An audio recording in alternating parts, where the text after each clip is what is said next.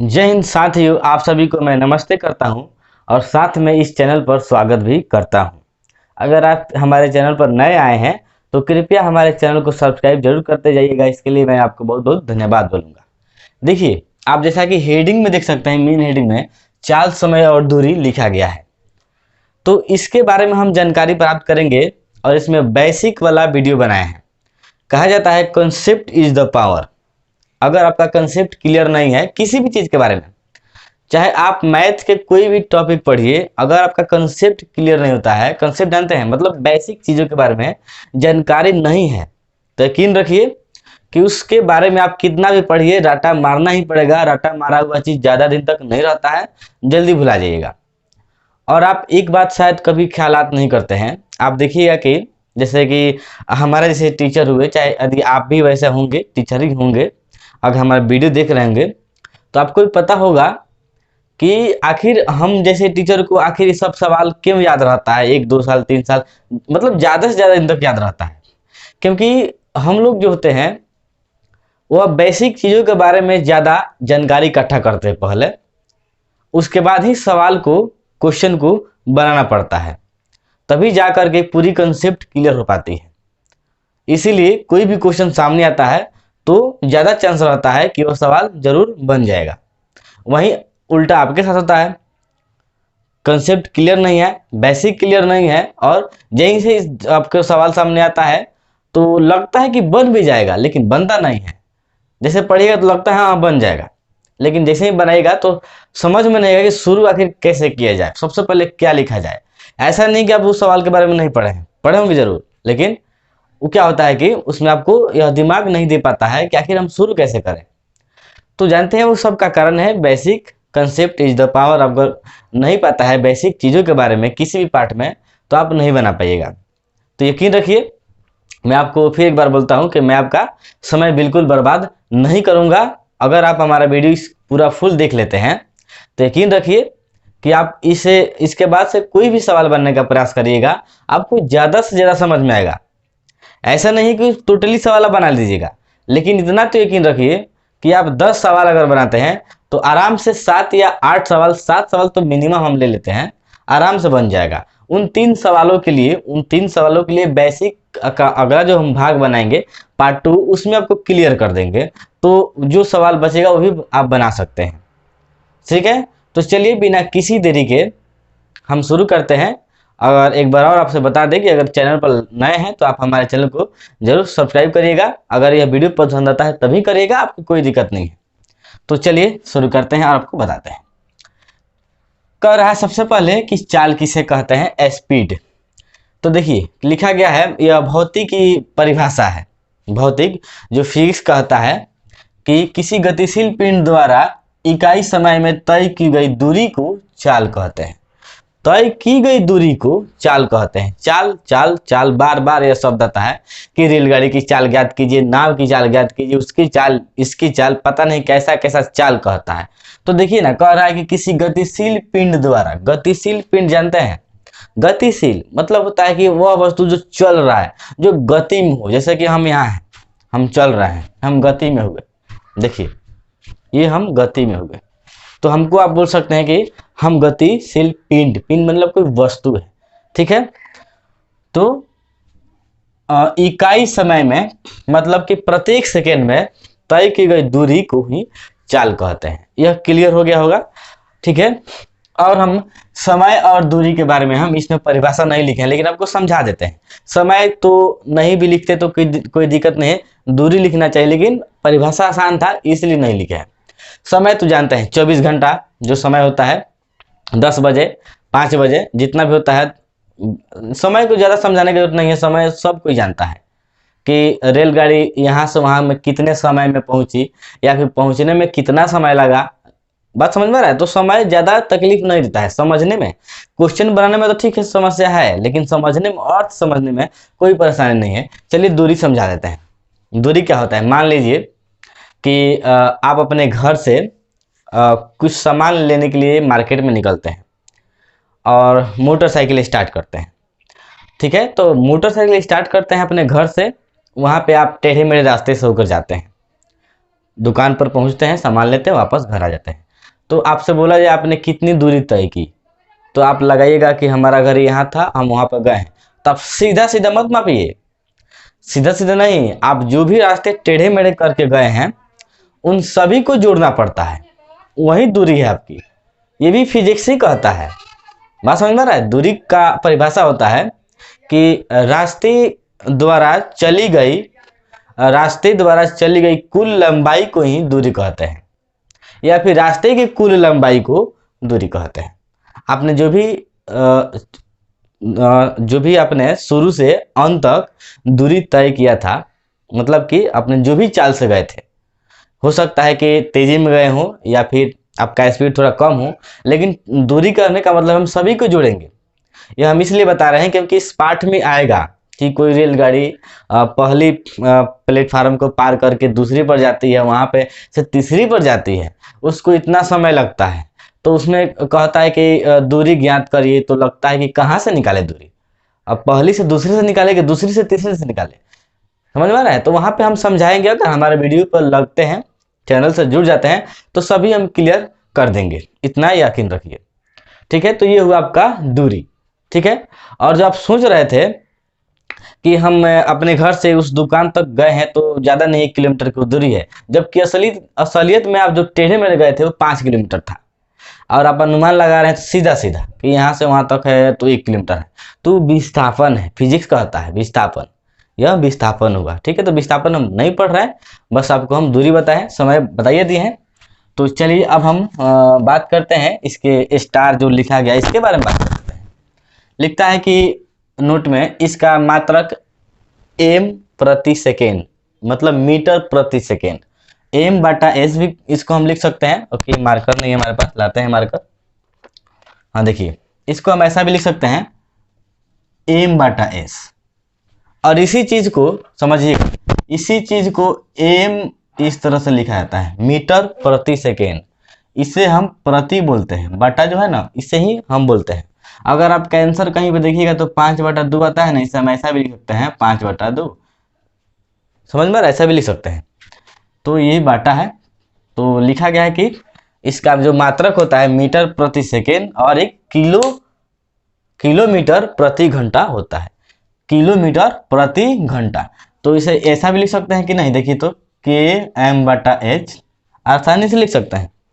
इसी को लिख दिया जाता है km/h, ऐसा किलोमीटर प्रति घंटा होता है। ठीक है, तो ये समझ गए होंगे। अब आते हैं अगला स्टार पर। कह रहा है कि वेग और गति का मतलब इस अध्याय में चाल से ही है। देखिए, जितना भी लिखा गया ना, मेरे द्वारा ही कंसेप्ट लिखा गया, कोई बुक से नहीं लिखा, कोई बुक में आपको मिल ही नहीं सकता है, इतना याद रखिए। वेग और गति का मतलब इस अध्याय में चाल से ही है। ही का मतलब कि 100% फुली आपका है कि अगर आप मैथ में वेग और गति के बारे में, मतलब इस चैप्टर में पढ़ रहे हैं, कह रहा है कि उसका उस रेलगाड़ी की कि उस वस्तु का वेग ज्ञात करिए, या फिर क्या कहा गया, गति ज्ञात कीजिए, तो समझिएगा कि वह चाल के ही बारे में बात कर रहा है, सीधा सीधा मतलब है। फिजिक्स नहीं है कि हम इसमें अंतर आपको लिखवाते चलेंगे। तो आप समझ लीजिएगा कि वेग और गति का मतलब इस अध्याय में चाल से ही है, चाल से ही है। तो ये बेसिक है, इसीलिए आपको हम बता रहे हैं। बिना बेसिक पढ़े क्वेश्चन बनेगा तो वहां पे थोड़ा सा समझ में नहीं है कि क्या निकाले, दोनों में अंतर क्या हुआ। ठीक है, आगे देखिए, चाल का मात्रक मीटर प्रति सेकेंड से किलोमीटर प्रति घंटा में बदलने के लिए 18/5 से गुणा किया जाता है।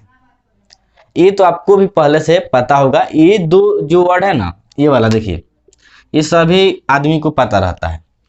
जैसे कि आपको भी पता होगा कि मीटर प्रति सेकेंड से किलोमीटर प्रति घंटा बदलने के लिए 18/5 से गुना करते हैं, और वापस किलोमीटर प्रति घंटा से मीटर प्रति सेकेंड में बदलने के लिए 5/18 से गुना करते हैं। ये दोनों पॉइंट आपको पता होगा, तो हमने आपको याद दिलवा दिया है। अगर नहीं पता है तो ठीक है, आप समझ गए होंगे। अगर मान लीजिए, सुनिए, अगर जैसे कि यहाँ पर हम लिखते हैं 50 मीटर प्रति सेकेंड, अगर हमसे आपसे बोले कि नहीं, इसका मतलब क्या होता है कि 1 सेकेंड में 50 मीटर, इसका मतलब तो ही ना होता है 1 सेकेंड में 50 मीटर, 1 सेकेंड में 50 मीटर, या ध्यान में रखिएगा। इसका अर्थ ही होता है 50 मीटर प्रति सेकंड। प्रति मतलब कि 1 सेकंड में 50 मीटर। लेकिन हम इसको बोले कि नहीं, आप सेकंड में नहीं, हमको घंटा में बता कर बताइए, आवर्स में बता कर बताइए। तो क्या करेंगे, तुरंत इसमें मीटर प्रति सेकंड से किलोमीटर प्रति घंटा में बदलने के लिए 18/5 से गुना कर दीजिए। तो 10 पचे 50, तो इसमें गुना करेंगे तो ये हो जाएगा 180 किलोमीटर प्रति घंटा। ये होगा आपका, यही हमने इसमें कहने का और समझाए हैं कि मीटर प्रति सेकंड से किलोमीटर प्रति घंटा में बदलने के लिए आप 18/5 से गुना करिएगा, और वापस किलोमीटर प्रति घंटा से मीटर प्रति सेकंड में बदलने के लिए 5/18 से गुना करिएगा। तो अगर आप चाहते हैं कि 180 किलोमीटर प्रति घंटा को वापस मीटर प्रति सेकंड में बदल दे, तो तुरंत 5/18 से उसमें गुना कर दीजिए, वापस आपका 50 मीटर प्रति सेकंड आंसर आएगा ही। ये हुआ बेसिक, ठीक है। चलिए सर आगे बढ़ते हैं। लिखता है कि रेलगाड़ी को खंभे को पार करने में, ध्यान समझिएगा, ऐसा क्वेश्चन जैसे यहाँ पे 2 स्टार देकर लिखे हैं, हालांकि इसके बाद और भी है, वीडियो ज़्यादा बड़ा ना हो जाए, ठीक है, तो इसीलिए हम थोड़ा कम ही लिखे हैं। अगला पार्ट इसका बनेगा, जरूर बनेगा। तो लिखा गया कि रेलगाड़ी को खंभे को पार करने में लगा समय। अगर ऐसा क्वेश्चन आता है कि एक रेलगाड़ी है, उसको पार करती है, उसमें कुछ मान देता है और उसमें आपको समय बोलता है कि समय फाइंड आउट कीजिए, ज्ञात करिए, तो सीधा सीधा फॉर्मूला लगा लीजिए, रेलगाड़ी की लंबाई बटा रेलगाड़ी की चाल। तो इसमें मान देता है कि रेलगाड़ी की लंबाई इतना है और रेलगाड़ी 70 किलोमीटर प्रति आवर्स के चल रही है, चाहे मीटर प्रति सेकंड से चल रही है। तो अपना हिसाब से आंसर निकाल लेंगे, ठीक है। उसके बाद दिया गया अच्छा, इसमें क्या और आपको बताते हैं, रुकिए। रेलगाड़ी को खंभे को पार करने में अगर यहाँ पे प्लेटफार्म दे देना कि रेलगाड़ी को प्लेटफार्म को पार करने में लगा समय ज्ञात करिए, तो केवल समझिएगा, केवल इसमें प्लस के बाद प्लेटफार्म की लंबाई जोड़ देंगे। इसमें अगर कहेगा कि रेलगाड़ी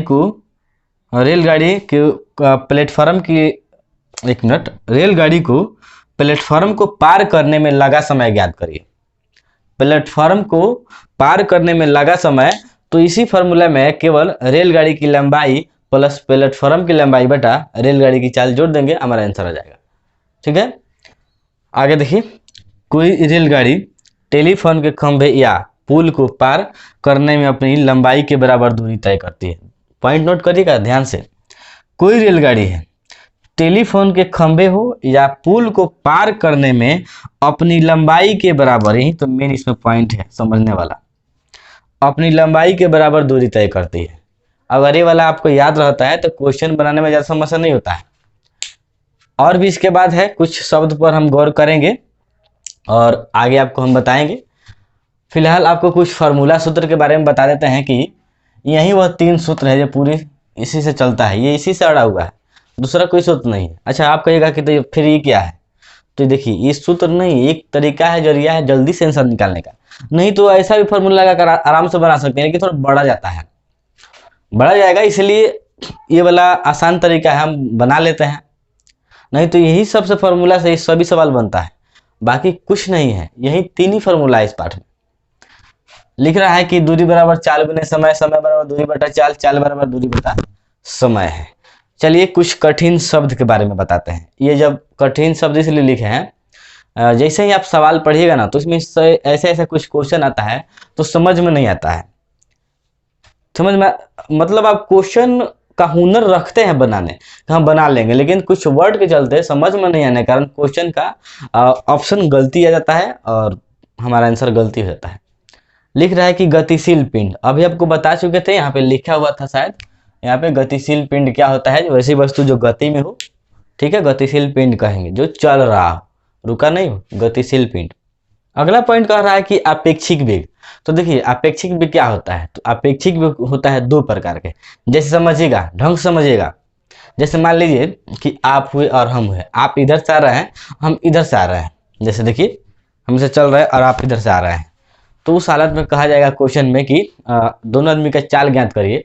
तो हम क्या करेंगे, उस टाइम दोनों आदमी का चाल को हम जोड़ देंगे, आराम से आंसर आ जाएगा, जोड़ देंगे, 1 फुल कर देंगे, लेकिन अगर आप है और हम हैं, आप इधर चल रहे हैं, हम भी इधर से चल रहे हैं, मतलब दोनों आदमी का समान वेग से चाल से हम चल रहे हैं, तो उस हालत में दोनों आदमी का चाल बोलता है ज्ञात करिए, तो हम क्या करते हैं कि घटाना पड़ता है, बड़ा वाला चाल में से छोटा चाल को घटाना पड़ता है। ठीक है, तो ये होता है आपका अपेक्षिक वेग होता है, यही है। इसमें लिखता है निरपेक्ष मान और सापेक्ष मान, इसमें इसी में आता है वो भी। अगला है अनुकूल और प्रतिकूल। अनुकूल और प्रतिकूल का मतलब क्या होता है? प्रतिकूल का मतलब होता है उल्टा, अनुकूल का मतलब होता है जैसे देखिएगा, तो मान लीजिए ये सबसे ज़्यादा नाव धारा वाला क्वेश्चन में सबसे ज़्यादा आता है, नाव वाला में। जैसे नाव मान लीजिए इधर से चल रही है, आ रही है इधर से नाव, ठीक है, मतलब कि इधर से आ रही है। सबसे पहले समझिए कि पानी जो है नदी की धारा इस तरह से बह रही है, इस तरह से समझिएगा, इस तरह से। और नाव भी है धारा के ही चाल से ऐसे इधर भाग रही है, तो हम बोलेंगे कि वो अनुकूल है। बात समझ में आ रहा है? अनुकूल, जैसे कि पानी इधर की तरफ बढ़ रहा है और नाव भी इधर चल जा रहा है, नाव धारा के ही समीप चल रहा है, तो हम बोलेंगे कि अनुकूल चाल है, वो अनुकूल चाल। ठीक है। और प्रतिकूल का मतलब होता है कि धारा इधर से चल रहा है और नाव अपनी पूरी शक्ति से आ रहा है, इधर से आ रहा है, तो उसको हम बोलेंगे प्रतिकूल। उल्टा हुआ ये प्रतिकूल। समान चाल और असमान चाल। समान चाल का मतलब होता है कि वहीं आप घर से निकलते हैं कोई सामान लाने के लिए, आप मोटरसाइकिल बैठते हैं, देखते हैं कि हम 30 के स्पीड से चल रहे हैं, 30 के स्पीड, ठीक है। और अब जहाँ पे आपको पहुँचना है, वहाँ पर पहुँचते से पहले देखते हैं कि हमारा जो है 30 का ही स्पीड है, तो उसको बोलेंगे आप घर से वहाँ तक जाने में समान चाल का उपयोग किया है, समान चाल का। वहीं कभी आपकी चाल 25, कभी 20, कभी 30, कभी 12 ऐसे घटते बढ़ रहा है, तो हम बोलेंगे ये समान चाल से गए हैं, यही है। तो ये था आपका बेसिक का पार्ट 1 का वीडियो, जो कि हमने बेसिक आपको क्लियर किया है। लेकिन कुछ अगर रह गया है, आपको भी लगता है कि नहीं सर कुछ पॉइंट रह गया है, तो जरूर आप कमेंट सेक्शन में करिएगा, ताकि हम अगले वाला वीडियो जब बनाते हैं तो उसमें आपको इस सभी चीज़ों के बारे में क्लियरिफाई कर दें। और कहीं भी अगर हमारा वीडियो पसंद आपको आ गया है, तो बस आप हमारे इस चैनल को सब्सक्राइब जरूर करेगा, जिसके लिए मैं आपको बहुत बहुत धन्यवाद बोलूँगा। फिर मिलेंगे अगले वाला पार्ट में, तब तक के लिए जय हिंद, नमस्ते, जहाँ रहिए खुश रहिए, जय हिंद।